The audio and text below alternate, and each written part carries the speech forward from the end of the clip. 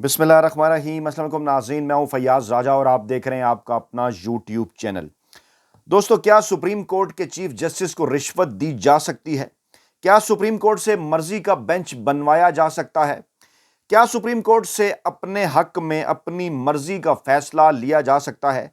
क्या किसी मुल्क की सुप्रीम कोर्ट का चीफ जस्टिस किसी करप्ट सियासतदान के कहने पर इंसाफ का कत्ल कर सकता है? जी हां, पाकिस्तान में यह सब कुछ मुमकिन है। बिल्कुल, पाकिस्तान में ऐसा मुमकिन है और इसीलिए हमारी अदालतें दुनिया में सबसे निचली सतह पर हैं इंसाफ की फराहमी के हवाले से। और हम हवा में बात नहीं कर रहे, बल्कि आपके सामने दस्तावेजी सबूत रखेंगे और आपको यह भी बताएंगे, इस सवाल का जवाब भी आपके सामने रखेंगे कि क्या किसी का नमक खाकर उसके खिलाफ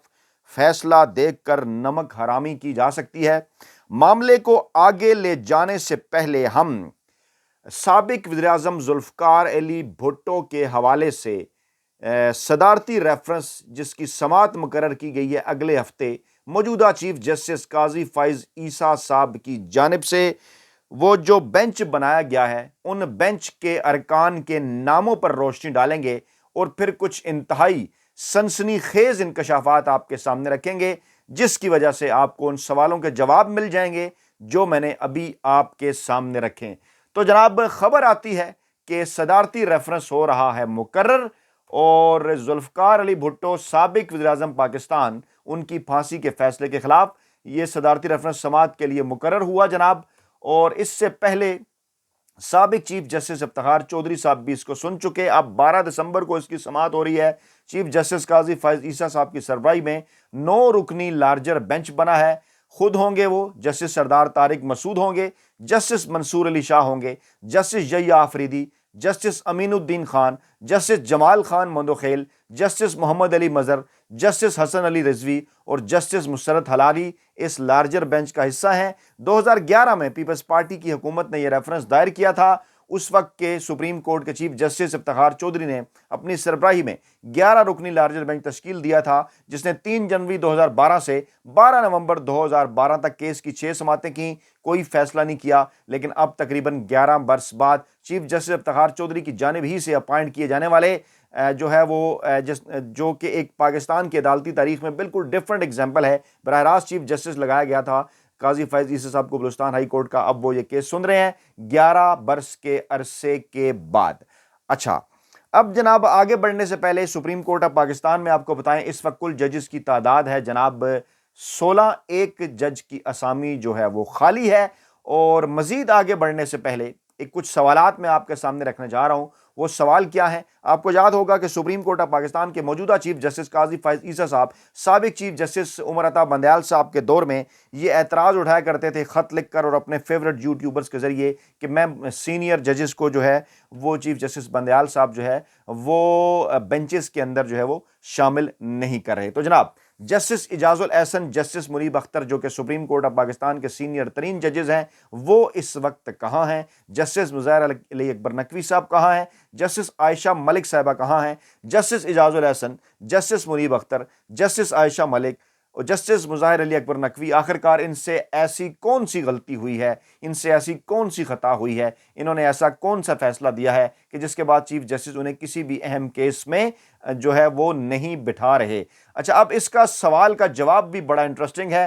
तो जनाब, सवाल का जवाब यह है कि सदारती रेफरेंस पर समाअत करने वाला ये जो बेंच बनाया गया है ये बिल्कुल वही है मासवाए जस्टिस अतर मिनुल्लाह साहब के। इसमें अतर मिनुल्लाह साहब नहीं है, वरना ये वही बेंच है जिसने चीफ जस्टिस काजी फ़ाइज़ ईसा साहब के पसंदीदा कानून supreme court practice and procedure act, यानी जिसके तहत चीफ जस्टिस के इख्तियारात की बजाय एक कमेटी बना दी गई, सोमोटो के हवाले से भी, दीगर मामलात के हवाले से, बेंचेस के हवाले से भी, उसको उन्होंने कानूनी करार दिया था, जिनमें चीफ जस्टिस पाकिस्तान खुद थे, काजी फ़ाइज़ ईसा साहब, सरदार तारिक साहब थे, जस्टिस मंसूर अली शाह थे, जस्टिस यहिया आफरीदी थे, जस्टिस अमीनुद्दीन खान थे, जस्टिस जमाल खान मंदोखेल थे, जस्टिस मोहम्मद अली मजर थे, जस्टिस हसन अजहर रिजवी थे और जस्टिस मुसरत हलाली शामिल थे। और जिन जजेस के नाम मैंने अभी आपके सामने रखे, justice Ijajul Ehsan, justice Munib Akhtar, justice Mazahar Ali Akbar Naqvi और जस्टिस आयशा मलिक और जस्टिस शाहिद वहीद, इन्होंने प्रैक्टिस एंड प्रोसीजर एक्ट को गैर आइनी करार दिया था। और सवाल तो पैदा होता है कि अब क्योंकि उन्होंने काजी साहब से इख्तलाफ किया था तो अब इनको किसी बेंच का,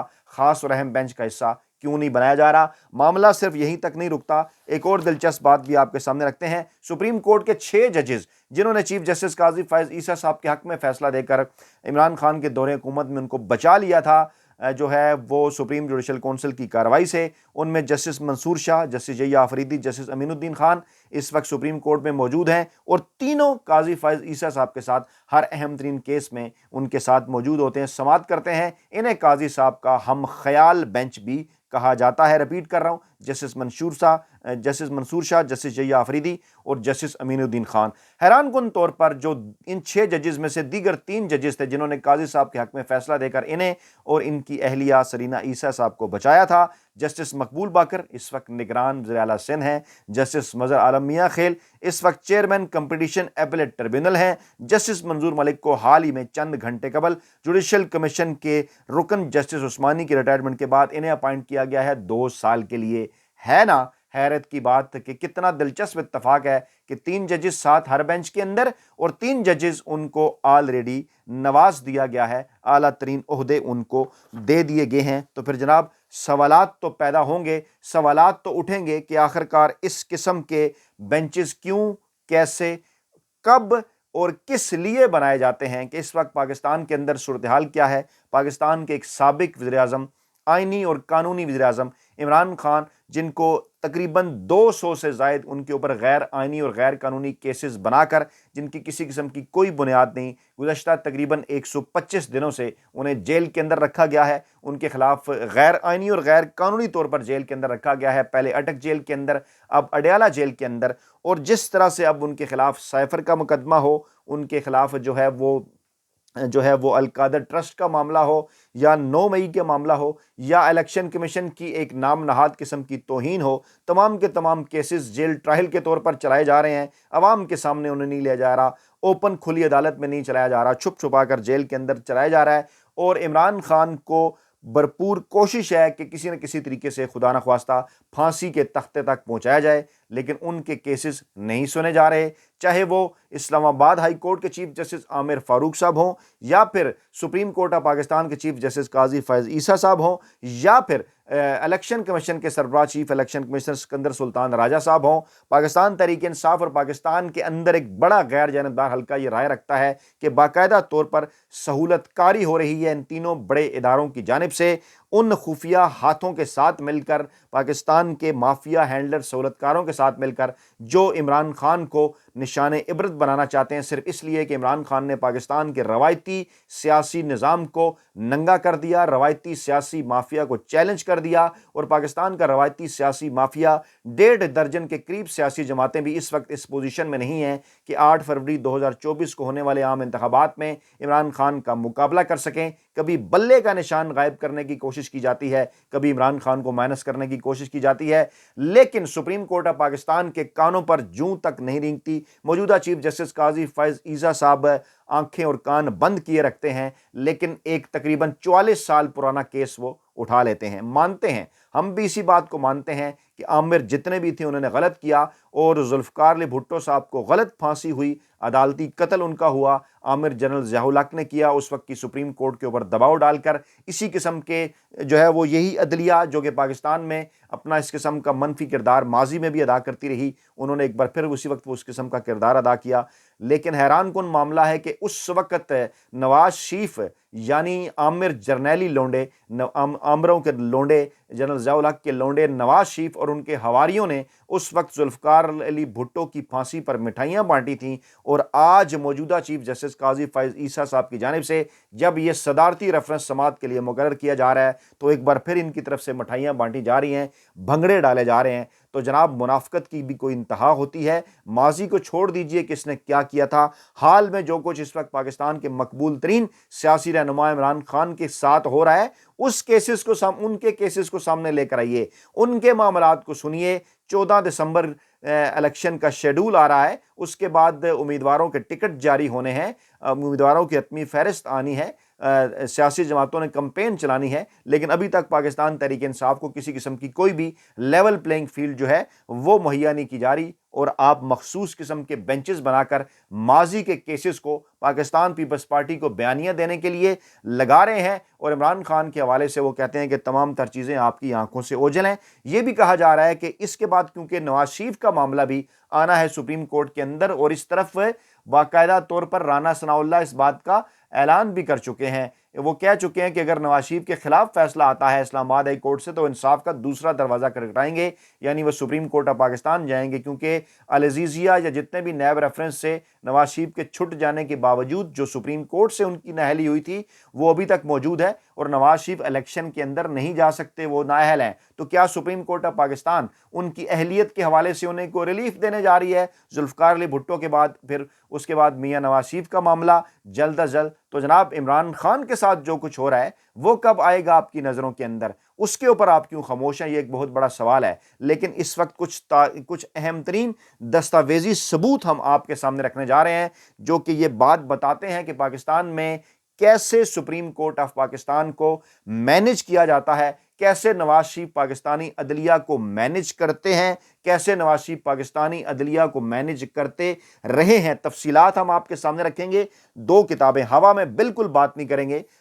یہ پاکستان بدعنوانی کی حکمرانی مجاہد حسین صاحب کی کتاب، اور یہ جناب سپریم کورٹ کے سینئر ترین اور سپریم کورٹ کی پہلی ایسوسی ایشن کے اہم ترین عہدیدار، رپورٹر صحافی، عامل صحافی، مزدور صحافی، ورکر صحافی الیاس چودھری صاحب کی شاندار کتاب سپریم کورٹ سے، جو کہ ان کے مشاہدات کے اوپر مبنی ہے۔ اس کا ایک پیراگراف، تحفہ یا رشوت، چیف جسٹس نسیم حسن شاہ، جی ہاں بالکل، جولائی 1993، اور جناب نواز شریف نے صدر کے حکم کو ہائی کورٹ میں چیلنج کیا، اور پھر ایک دن ہائی کورٹ سے پٹیشن واپس لے کر سپریم کورٹ کے براہ راست دائرہ اختیار 184(3) کے تحت سپریم کورٹ میں پٹیشن دائر کر دی، جس پر آج کل بڑا اعتراض ہوتا ہے۔ اس وقت ڈاکٹر نسیم حسن شاہ چیف جسٹس تھے، غالباً انہوں نے کہا ہوگا کہ ہائی کورٹ سے واپس لو اور میرے پاس آؤ۔ خالد انور سینئر ایڈوکیٹ نے پٹیشن کی پیروی بڑے خوبصورت انداز میں کی۔ سپریم کورٹ کے چیف جسٹس نسیم حسن شاہ نے آخرکار نواز شریف کی حکومت بحال کر دی، اور چیف جسٹس نسیم حسن شاہ کو لیٹ ڈاؤن کرنے کے لیے صدر غلام اسحاق خان نے چیف جسٹس سے متعلق ایک سٹوری لیک کی۔ اس مقصد کے لیے انہوں نے انگریزی اخبار فرنٹیئر پوسٹ کے مالک ایڈیٹر احمد شاہ فریدی کو دستاویزات کی باقاعدہ کاپیاں فراہم کی۔ احمد شاہ فریدی نے فرنٹیئر پوسٹ میں لیڈ سٹوری شائع کی کہ چیف جسٹس ڈاکٹر نسیم حسن شاہ نے حکومت کو ایک درخواست دی کہ وہ کراچی میں مقدمہ سننے جاتے ہیں، انہیں وہاں گھر بنانے کے لیے پلاٹ دیا جائے۔ حکومت نے چیف جسٹس کو یہ پلاٹ الاٹ کر دیا، گلستان جوہر میں شاید تھا، اس کا حوالہ دیتا ہوں، اور آج کل کا اگر ریٹ نکالا جائے تو کم سے کم 20 کروڑ روپے کا یہ پلاٹ بنتا ہے اس وقت، یعنی اس وقت اگر آج کے حساب سے اگر اندازہ لگایا جائے تو 20 کروڑ اس وقت کے جتنے بھی اندازہ لگائیں کہ اس وقت کے جو 20 کروڑ ہوں گے، یعنی آج اگر 20 کروڑ ہیں اس وقت یقیناً کم ہوں گے، لیکن ان کو 20 کروڑ کے برابر سمجھا جائے، اس کا پلاٹ الاٹ کر دیا، اور ڈاکٹر نسیم حسن شاہ نے اگلے روز کئی گنا زیادہ قیمت پر وہ پلاٹ فروخت کر دیا۔ احمد شاہ فریدی نے تمام دستاویزی ثبوت اپنے اخبار میں شائع کر دیے، جس پر چیف جسٹس صاحب کی بڑی سبکی ہوئی۔ نواز شریف کی بھی ہونی چاہیے تھی، پتہ نہیں ہوئی یا نہیں، لیکن کیونکہ وہ کھلاتے پلاتے رہتے ہیں۔ تو جناب اس کے بعد احمد شاہ فریدی کے ساتھ جو کچھ ہوا وہ بھی ایک پوری تاریخ ہے، کبھی پھر آپ کو بتائیں گے۔ دوسری کتاب سے حوالہ آپ کے سامنے رکھتے ہیں جس میں مجاہد حسین صاحب نے بھی اس کا ذکر کیا۔ وہ فرماتے ہیں جناب کہ خوفناک مثال، یعنی نواز شریف نے جس سیاسی ماحول میں پرورش پائی، بدعنوانی، بد انتظامی کا ماحول، انہوں نے سمجھتے تھے ہر بندے کی قیمت ہے، فوج اور عدلیہ کی بھی قیمت ہے، بندے تلاش کیے۔ میاں نواز شریف کی جانب سے عدلیہ کو قیمتی پلاٹوں کی الاٹمنٹ، سپریم کورٹ کے چیف جسٹس نسیم حسن شاہ کو کراچی کے علاقے گلستان جوہر میں 600 گز کا پلاٹ الاٹ کیا۔ آج کے دور میں اس کی قیمت، مطلب آج اگر الاٹ کیا جاتا تو وہ 20 کروڑ روپے کا ہوتا، یعنی اس وقت کے 20 کروڑ کے برابر، یعنی اس وقت کے جو رقم تھی وہ آج کے 20 کروڑ کے برابر۔ نسیم حسن شاہ نے فوری طور پر اس پلاٹ کو فروخت کر دیا، تحفہ پوشیدہ نہ رہ سکا، اور ذرائع ابلاغ کے سامنے نسیم حسن لاجواب ہو گئے۔ اور جب حکومت بحال ہوئی سپریم کورٹ کے فیصلے کے نتیجے میں، تو بے نظیر نے بڑی آسانی سے کہا کہ جناب یہ تو چمک کا نتیجہ ہے۔ پلاٹوں کی تقسیم کے دوران میاں نواز شریف نے اپنا سب سے پہلا ہدف لاہور ہائی کورٹ کے جج صاحبان کو بلایا اور 10 قابل احترام ججوں میں LDA کے پلاٹ بانٹ دیے۔ نواز شریف سے پلاٹ حاصل کرنے والے جو فاضل جج صاحبان جن میں شامل تھے، ان کے نام کچھ یوں: جسٹس محبوب احمد، جسٹس خضر حیات، جسٹس اعجاز ناصر، جسٹس چودھری فضل کریم، جسٹس راجہ افراسیاب خان، جسٹس راشد عزیز، جسٹس خالد پال خواجہ، جسٹس امیر ملک، जस्टिस एहसान हक चौधरी और जस्टिस मोहम्मद असलम। तो जनाब ये तारीखी दस्तावेज़ात ये बताती हैं हमें कि पाकिस्तान में सुप्रीम कोर्ट के चीफ जस्टिस को रिश्वत दी जा सकती है। पाकिस्तान में सुप्रीम कोर्ट के जज सुप्रीम कोर्ट से मर्जी का बेंच बनवाया जा सकता है, सुप्रीम कोर्ट से अपने हक में मर्जी के फैसले लिए जा सकते हैं, और पाकिस्तान के अंदर कोई भी करप्ट सियासतदान पाकिस्तान में सुप्रीम कोर्ट की मदद से इंसाफ का कत्ल कर सकता है, और अदलिया नवाज शरीफ का नमक खाकर उनके खिलाफ कैसे नमक हरामी कर सकती है। माजी में इस किस्म की मिसालें मौजूद हैं। हाल के मुतल्लिक हम कुछ नहीं कहते, आपके ऊपर छोड़ते हैं, और ये तारीखी दस्तावेज़ात हैं, किसी भी जगह पेश करने के लिए तैयार हैं कि नवाज शरीफ साहब माजी में अदालतों को मैनेज करने के लिए ये सब कुछ करते रहे हैं। अपना बहुत ख्याल रखिएगा, दुआ में याद रखिएगा। नई वीडियो के साथ जल्द हाजिर होंगे। अल्लाह ने के बाद।